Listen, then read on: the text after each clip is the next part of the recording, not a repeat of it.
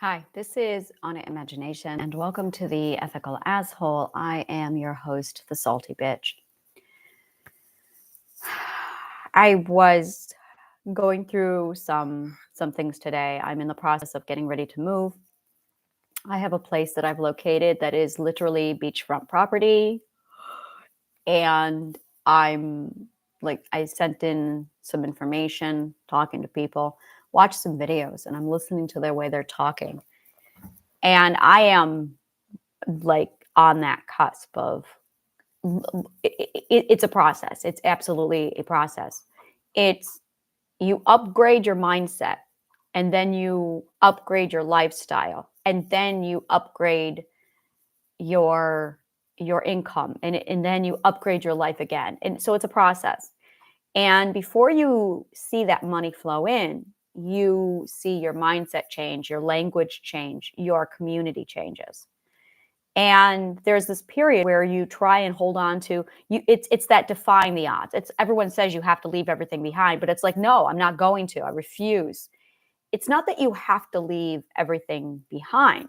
And that's really a huge part of all of this. It's throwing a lot of people off. It has nothing to do with you leaving or having to do this. It's you're going to do it. It's like that advice your parents give you when they tell you, oh yeah, your friends from high school are not going to follow you through life. Your friends in high school will not follow you. And you're angry at them for telling you something like that. And then it turns out to be that way anyway. And you're like, oh, that's what they were talking about. And it's the way we say things that gives us the wrong focal point. So you have to give up your friends to move on is not at all what it is. You don't have to give up your friends to move on. You will give up your former friends to move on. It's part of the process. And the reason why is because when you're at different grow rates, that's all this is life is a sequence. Like life is a sequence. And if you are not on the same sequence as a friend, they're not coming with you. So if you belong on a different sequence, a different frequency, you're going to go there. Mother Nature will not allow you to be happy until you do. Your happiness is with your frequency. You have to stay loyal to your growth. And once you realize where your frequency is and you start to settle in there, it changes everything. And this is really everything. I could be called the life doctor. Like I'm a life doctor. This is really what this is. I'm a life doctor where I use logic to break it down and show you you've got a sequence here. And there's 3 different sequences happening. There's the quality of life sequence. There's the where you want to be on that quality metric sequence. And then there is your calling, your mission sequence. That's what academic disciplines you love. So you have your disciplines and you also have your quality and you also have your ethics. Those are your 3 things, your ethics, your quality, and your disciplines. And when you integrate these 3 things, that's you. That's the summation of you. So it's which academic disciplines and which quality and also what are your ethics. So when you get these 3 things together, it defines who you are. And if you're not in the right sequence, all 3 of these sequences, you're not going to be happy. And your Mother Nature pulls you into those 3 things because that is your frequency. It's literally I hate to say law of attraction because that's garbage. What it really is magnetism from integration occurring. It's literally the requirement for integration. Good God, this is perfectly explained. This is literally life doctor. This is life. This is literally life. And once you understand how your life sequences work, everything just clicks into place. And 100% of all happiness occurs inside your sequences when they're aligned, synchronized, and locked in. And you're set. You know where you belong as soon as you're born. It's calling to you. And the first time you open your mouth, probably between 2 and 4 years old, to say, this is where I want to be when I grow up, someone tells you, no, you can't have that. And immediately, it's the first illogic that comes in that disrupts everything, is when you're told you can't have your sequence. It's not have what you want. What you want is in your sequence. That's what a desire is. Your desire is your sequence. And it's really funny because I look, everything makes sense now. I'm like, oh yeah, I'm a mermaid. I do belong on the ocean. And I grew up in the mountains, in the forests. So I grew up being told you're a wood nymph. And oh my God, did I feel it. But then you put me on the ocean. And I'm like a wood nymph running all over the forest while I'm going to be a mermaid. And when I was really young, like 4, I was like, I'm going to live on the beach. Oh my God, I was obsessed with the ocean until the ocean tried to kill me when I was 8. My mother saved my life. I got caught in a riptide when I was 8. That's what happened. I got caught in a riptide. Very fucking dangerous. Don't do it. And I got caught in a riptide and I could not stand. I don't know how long I was under the water. I'm not going to try and guess that metric, but I could not stand up. And I was drowning, and my mom managed to get me and pull me out. That stifled I hate the ocean. It tried to kill me. And for decades, I would not go near the ocean again. So I'm now looking. I've been trying to figure this out for a while. Okay, so Manhattan, New York City, and I had this relationship, a very long relationship, like started when I was 2, and it's this: where do I want to live in Manhattan? Where do I want to live in the city? And I have lived in all of the boroughs. Now I have to amend this. I do not recognize Staten Island as a borough. Just saying. So I have lived in all the boroughs because I do not reckon. Well, I have not yet lived in Manhattan. So I've lived in the Bronx, I've lived in Queens, and I've lived in Brooklyn. And now I'm like, Staten Island is dead to me. So now I'm like, all right, and I'm going to get to Manhattan. That's going to be that's a thing. And I'm working on that one as well. But I'm trying to figure out where I want to live. And I couldn't quite figure out my place. And it just dawned on me, I really want to live on the ocean. So, and I found a place. It's literally fucking perfect. It has all of the checkpoints, and I'm like going through them like, holy fucking shit. It's literally everything I've ever wanted wrapped up into one. It's beautiful. It has a view of Manhattan. It has a view of of the bridge, and it has a view of the ocean. And it's perfect. And so we're in the process of, I'm in the process of going through it. And I'm listening to the way they talk, and I'm going through that shell shock, that culture shock of, wow, it's immediate relativity. It's a metric. As soon as they open their mouths, I was able to use my linguistic knowledge to go, holy shit. And I could see the difference. And it was just this massive culture shock. And I realized, oh, that's where I'm going. And it's not a feeling of, it's not at all imposter syndrome. That is the biggest load of shit. And that, by the way, is actually the forbidden fruit paradox. It's I'm not allowed to touch that because that's not what I'm experiencing. It is instead a feeling of like I just learned how to use my legs for the first time. That's what it feels like. Like it's the feeling like, so these are my legs, huh? These are my legs. Okay. And it's not doubt, definitely not self-doubt. It's almost wariness, but it's not even that. This is a new emotion. This is an emotion I've never felt before. It's definitely, oh, you know what it feels like? It feels like the first day of school. The first day of school in a new school, and you are like 6th grade in a high school or 9th grade in a high school. So you're not just first day of school. You are like the bottom of the pecking order. And you are just like, I'm going to observe, keep my mouth shut, and just learn. And it's that feeling. I don't feel in over my head, not at all. I feel like there's the door. And that's where I've been trying to get to all my life. And I'm at the end. And I'm like, I'm going to be living on the beach for the rest of my life. And I had no idea, like literally a month ago, I had no idea I wanted to live on the beach. I've been trying to figure out where in the city am I going to live. And I always look to wanting to live in the middle of Manhattan, but I'm like, there's a lot of things that I don't want to live in Manhattan for. Another thing where I'm like, oh my God, yes. And then as soon as I realized I want to live on the beach, something in my brain just clicked and I went, oh, and that's how you're going to live in Manhattan also. So that's another project I'm working on. I got to get into real estate, which is not a problem. And I'm looking at it all going, okay, so this is how I'm setting up the sequence. And this is it right here is when you know how to set up sequence, you can literally do anything. You can go anywhere. So this is the best way to explain it. Sequence building, sequence construction is equivalent to, and I do mean it is, you building a road for your life. And that's it. You are road building for your life. And we are not taught this skill. By the way, this is pure logic. This is exactly what logic is. It is the science of this stuff. It's the science of sequence building. So when you decide you want to go somewhere, you are actually deciding, okay, where's the road going? It's literally, and get this in your head, you are road building. So you are stuck where you are in life. Where you really want is you need to build a road. And in order to build the road, you've got to know about sequencing to get there. But in order to do that, you've got to know the destination. Okay, so you know where you are. That's your location X. And you want to go Y. Okay, where's Y? Well, I don't know. Okay, then you're going to need to supplement. And this is what you want. Y is not going to be an actual destination. Y is going to be finding your destination. So it's kind of like, it is exactly like in Lord of the Rings when he has to take the ring to Mordor. Now that's the ultimate destination, but that's not where he's going. At first, it's, we got to figure out what to do. Let's get to the Council of Elrond.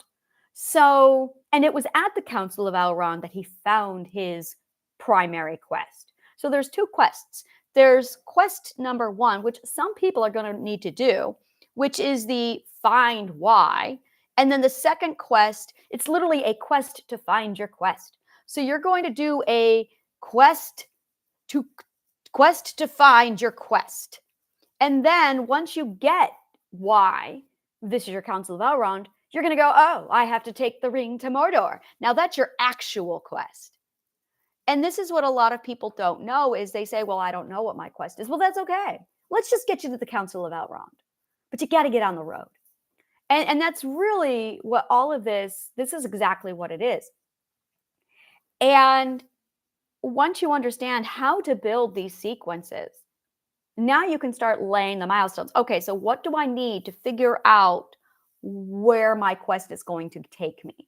Where do I need to do? So now you're thinking in terms of milestones. And this is where a lot of people struggle because the unnatural sequence of man, I love to call it that, the unnatural sequence of man. The unnatural sequence of man is time and clocks and schedules. But Mother Nature doesn't work like that. She works in midnight. Do you need some help? He found a pen, which he thinks is it's a cat, which he thinks is the greatest thing in the world. And now he's like knocking it all over the place and he's declared war on this poor pen. Kitty, kitty, come here. So Mother Nature works in milestones. She doesn't work in clocks and schedules. She only works in milestones. And once you start building sequence, this is why I can't function in the unnatural sequence of man, is because my brain doesn't work on clocks. My brain works on milestones. And I have no idea yet how to take midnight.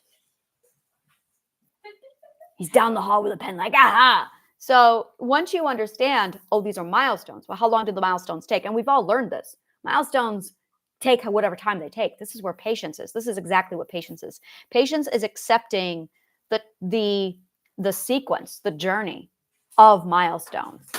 And there is, and it's really interesting because the 9-to-5 job is in the unnatural sequence of man. That is the 9-to-5 job. That's the rat race. But investors we don't work like that. We work on milestones. We work on, okay, we're going to build this chain reaction and here's the sequence. And we know we have to hit this mark, this mark, this mark. How long is it going to take? 24 hours to 3 months. Really? 24 hours to 3 months. And that's our brains. That's like, yep, that's how it works. And it's really hard to figure out. Like sometimes there's just no calculating it. It's really, really funny how it all works. And one of the things that I noticed was I had apprehension for about 2 or 3 days when I'm like, all right, I'm gonna move. Moving in New York City, by the way, is like one of the trials. if you need to watch my Manhattan Survivor to get that, I have a whole Manhattan Survivor, and one of the trials of Manhattan Survivor is get an apartment. It's a thing. It's a thing here. And so as soon as you're fine, sweetheart. As soon as I started to pull together the concept of, okay, I'm gonna move. It's New York City, and I'm gonna move. I can do this. I went, wait a minute. Yes, Anna. Okay, last time you moved, you didn't know about sequencing like you do now. That's right. All you've done in the last 2 years is dissect sequencing. Yeah, that's right. So you've got sequencing now. I do have sequencing now. So then why are you scared? Okay, so I'll just build the sequence. Yeah, build the sequence. So I built the sequence. And it was so funny because yesterday I wrote out the sequence and I'm like, all right, this is what I got to do. And then I went, I'll just go ahead and send out a query. We're already in an email conversation. And I'm like, that was easy. As soon as you understand, you just got to build a sequence and then go through the steps of the sequence. Oh, and this is the best part. Then I'm like, all right, I gotta find a moving facility. And I am a done for you moving. Like, I want you to come in and literally do everything for me. And then I found one like that, filled it all out, done. I'm already talking to that person. And I'm like, oh. And there's this moment where they're like, when is your move date? And I thought, this is the best part. I don't want to be rushed. November 1st. So I'm just like, November 1st. So I put that in there and I just threw it and it's done. I'm like, so the only time something is hard, are we all listening, is when it's out of sequence. The only time something is hard is when it's out of sequence. If it's in sequence, it's easy. You just got to know the sequence. And I spent my morning writing this article on sequence, and I'm putting together logic classes. And I've delayed this because I needed the summation. I needed the Plato's point of sequence. And I'm going, what is the Plato's point of logic? And I found it this morning. It is literally sequence. That is the Plato's point of sequence. And you can't do anything. A master knows this. You cannot begin teaching until you have the Plato's point of whatever your point is. That is the point. And if you don't have the point, you can't teach. Now, every traditional teacher out there doesn't have the point, which is why they're giving you components and it's all over the place and it's disorganized because they're teaching out of sequence, which is why they think teaching is hard. Teaching isn't hard if you have the sequence. Nothing is hard if you have the sequence. And I'm really starting to process how much, like I knew it was this big. I knew it was this big. I knew it was this big. And I'm going, whoa, it's this big. And now it's like this whole other thing. And I'm like, whoa. So it's all starting to just settle into my brain. And I'm like, all right, I'm getting this. I'm really getting this now.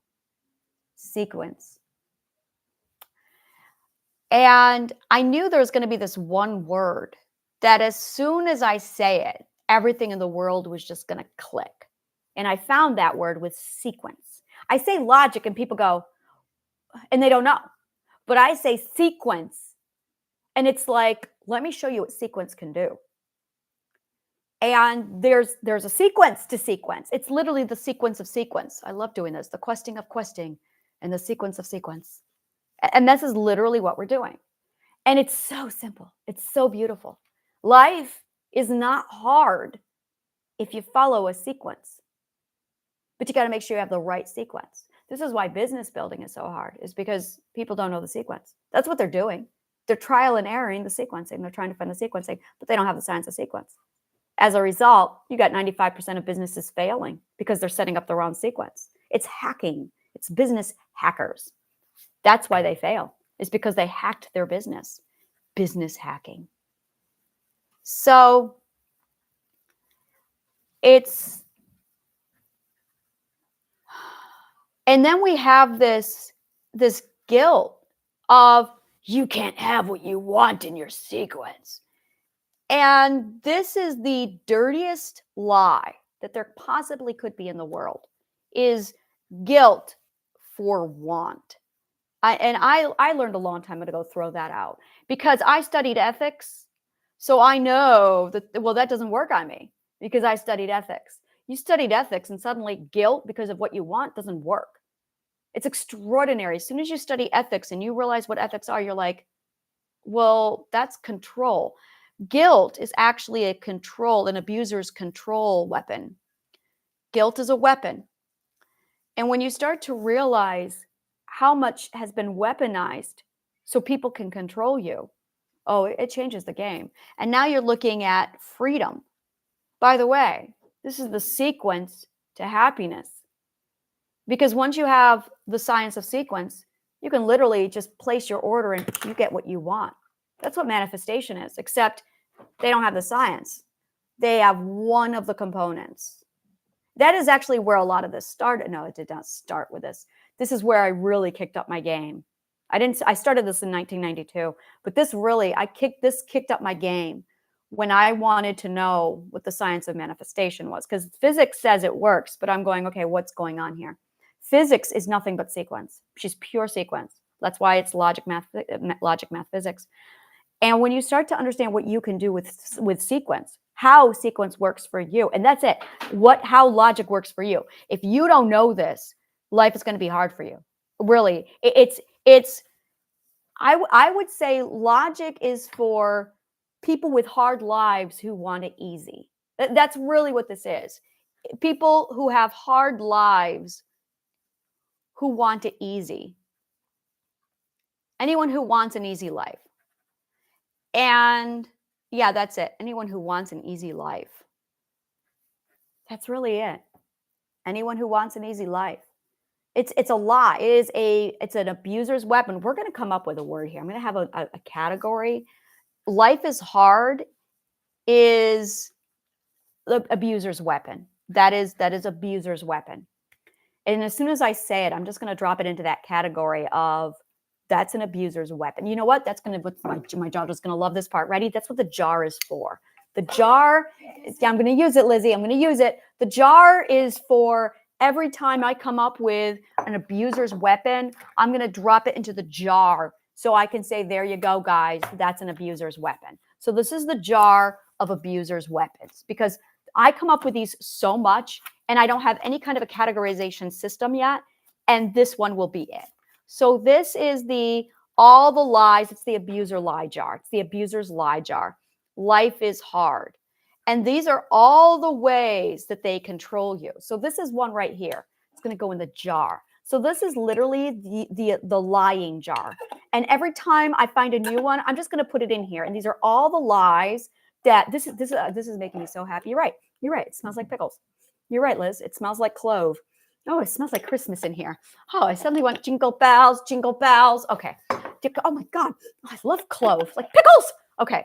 So that's it right there. Oh my God, this is so happy. I'm going to use my sticky notes. This just came together beautifully. By the way, when you find the sequence that works for you, everything just runs like a gorgeous train on a track. It's beautiful.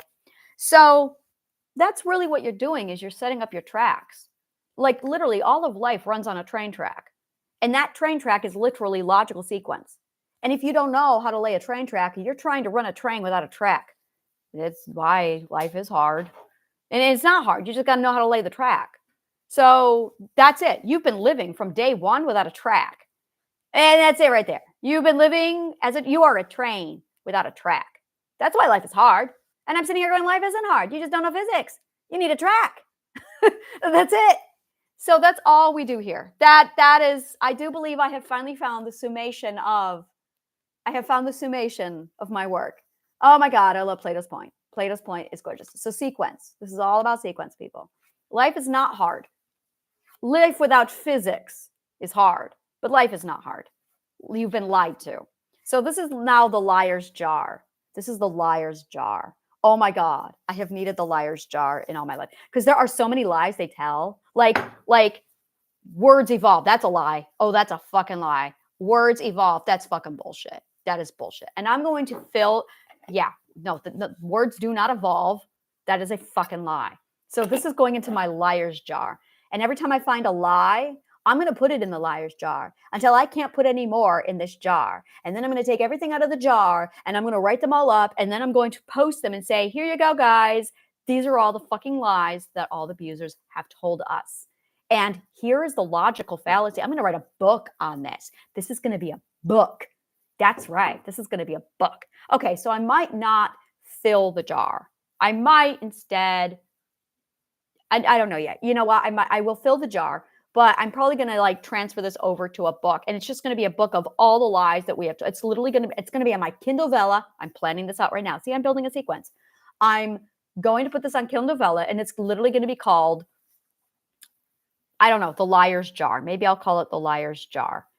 And it's literally a summation of every lie they told us to control us. And the more you understand what they said, oh, here you go. Money is the root of all evil. No, it's not.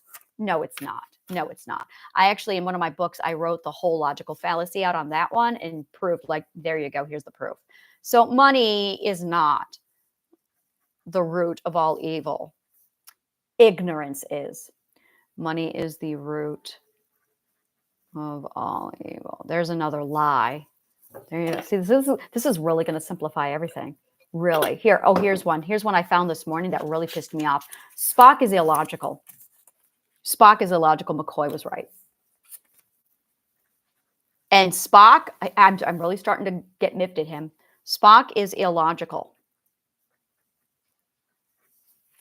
There. And because of Spock's philosophy, a lot of people are following him. Oh, well, he's logical. No, he's not. No, he is not. Gene Roddenberry was illogical, and he created an illogical character who was fiction, who presented himself as being logical. No. That makes Spock a narcissist because he's a vaunter. And it's a reflection of the author. Gene Roddenberry was horribly illogical. And people forget that Spock is not an actual person. He was a byproduct of Gene Roddenberry's philosophy, and his philosophy was illogical. Emotions are very logical. Oh, there you go. There's another one. See? Like, this is why I needed the liar's jar. So this is something I'm going to be doing for a while now because I've been needing to do this. I've been trying to figure out this for a while. So Spock, what is it? No, emotions. Emotions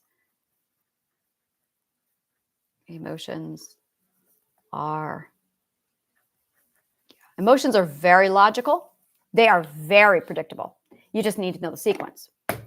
See, the sequence tells you everything. As soon as you understand sequence, you're going to be able to go, oh, by the way, sequence is formula. It's just formula. It's the science of formula. That's what sequence is. So once you understand sequence, you go, oh, you can literally figure everything out. You can figure everything out. So this is actually, you know what? I might do this in Wisdom with a W. So Ethical Asshole is my podcast, and it has a corresponding book called Wisdom with a W, and that's on my Kindle Vella. So I have the entire logical philosophy course there, and this is my logical philosophy course here. And trying to find the summation of everything. And this has been a real bitch because I keep integrating, which is the sequence. And when you're inside the sequence, it's not possible to see the sequence because you have insider's point of view, which is our biggest problem, guys, is you have insider's point of view and you're inside a sequence. So that's why this has eluded us for so long. Even logicians couldn't figure this out. Well, there's not very, okay, I only know of one, and that's Euclid. Euclid is the only logician I know of.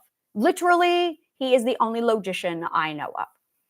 And once you understand that you are inside a sequence and you have insider's point of view, you can get out of the sequence and you can go, oh. And this is what a logician does, is we know how to move outside of the sequence so we can see the big picture and go, oh, this is just a sequence.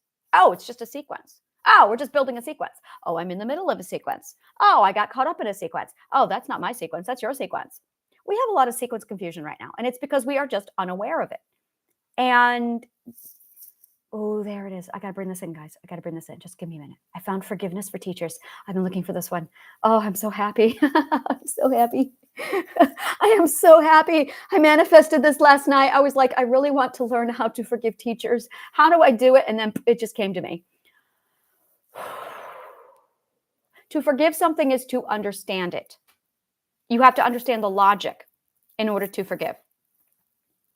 And I have been trying to figure out teachers for a very long time. And teachers are not logicians, which is the problem. Which now means I can stand outside of the situation and go, they don't have sequence. They're not logicians. They are teachers trying to teach without logic. and in most cases without the knowledge of ethics. And you have to have the knowledge of ethics in order to teach. You have to have the knowledge of sequence in order to teach. And you have to have the knowledge of the subconscious mind in order to teach. If you do not have these three things, you are going to do harm to others. And this is a problem because psychologists and teachers both have their heart in the right place, but they're dangerously ignorant because they lack knowledge of ethics, knowledge of sequence, knowledge of the subconscious mind. And because of those three things, they are causing more harm than good. Oh my God, I can finally say this. I had a shift over the last couple days, and it allowed me this massive integration of comprehension, so I can now see the perspective. I'm an outsider of this situation now, so I can go, oh, now I have perspective. So now I can articulate what I need to say. And then there's forgiveness. It's another sequence. It's the sequence of forgiveness and learning. It's the same thing. And when you gain understanding, and you only gain understanding when you have both inside and outside point of view integrated. Because then you have relativity. So relativity is what gives you understanding, which gives you awareness. You need relativity.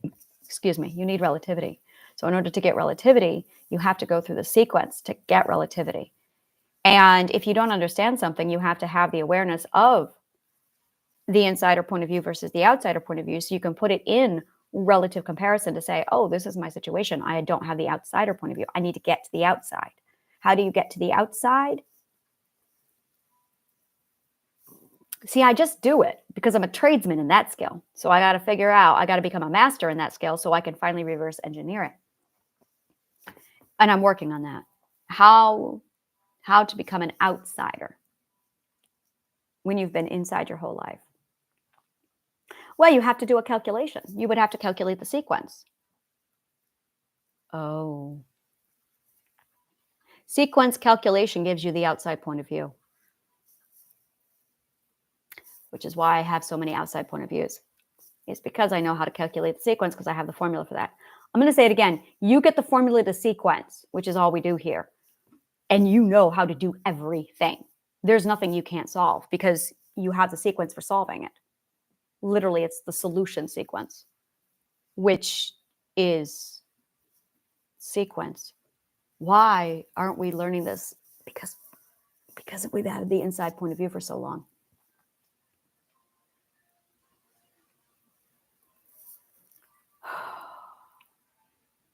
I hate to say, I'm going to teach philosophy because philosophy is a component of what I do. And trying to figure out how to summarize all this in a way that people would understand it was very, very difficult for me. And it's difficult because you lack the comprehension. It's always difficult because you lack comprehension. So I can see the next stage of my life. And it's amazing because it's literally my golden fruit. It's my fruit. It's like that's where I've been wanting to go my whole life, is right there. And I'm there now. I'm literally looking at it going, wow, I'm one sequence away from it. I am one sequence away from my dream. And that is like the mother lode of my dreams. It's not just I live in New York City. It's I live on the beach in New York City. Like that is it. And then I have other sequences, other dreams this is the core of my dream. And that's something else we don't talk a lot about. I mean, we need to, we will be, is you have a core dream, which is what all your other dreams are going to be built on. It's the stick of your rock candy. You're going to have the stick of your rock candy, and then you're going to have, which is their grounding rod. So I would call this your grounding rod dream. And then you have all these other things that just cling to your grounding rod and builds up from there. And when you are a parent, your goal, and this is what your parents should have done for you, is you need to get your grounding rod. That way, everything you love comes to you and starts building up on that. Oh my God, yes. I'm in my element. I am in my element. I have found my element. This is the element of Anna. The Ana element. I'm going to call it that. The Ana element. Yes, this is the Ana element because I have found my element. Yes, I am at peace. Oh, I am so zen right now. It's all coming together because I have found my element. And if you are one of those persons where you're sitting here going, well, I've settled for this, but I really want, you're not in your element. I'm going to tell you right now, no. Settling does not exist in this world, not here. When you pursue your element, you are looking for the motherlode of your dreams. Really, what is the motherlode of all your dreams? Money, not an issue. What is the motherlode of your dreams? Oh my God, yes. Because when you have the sequence, you can get it. You can get anything with the sequence. I'm going to process all of this data now, contemplate the meaning of life, the universe, and everything. And I'm going zen. So thank you so much. And may the kindest of words always find you.